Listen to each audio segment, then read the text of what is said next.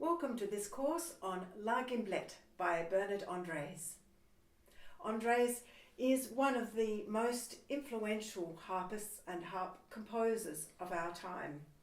There are many different things we can do to vary the way we play on the harp. It's such a colourful instrument. You can vary your dynamics, your dynamic shadings and contrasts.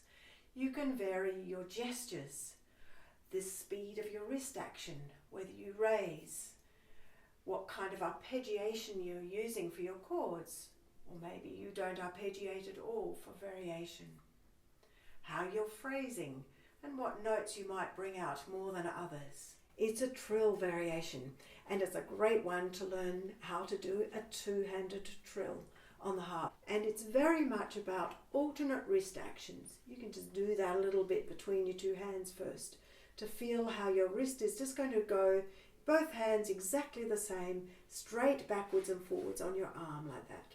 The purpose of a trill is to prolong a note, and that's very useful for us on the harp, because otherwise our sound dies away.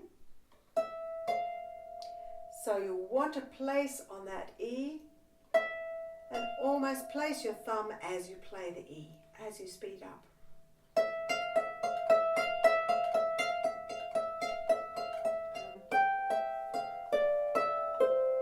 Descending pattern in thirds.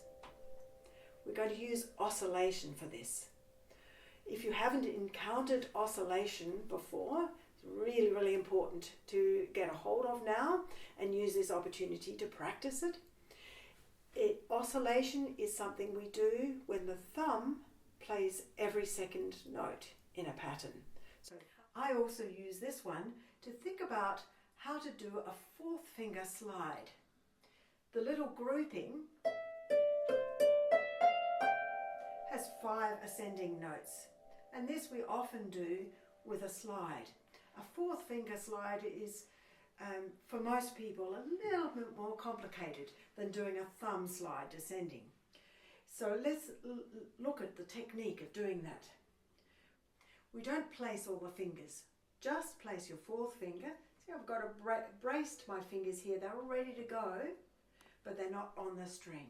So I'm bracing my third a little bit against the fourth, and with my little finger I'm bracing against the fourth finger so it feels nice and firm, and it just slides directly across to the next note up, and as I play that next fourth finger, the other fingers place on the strings,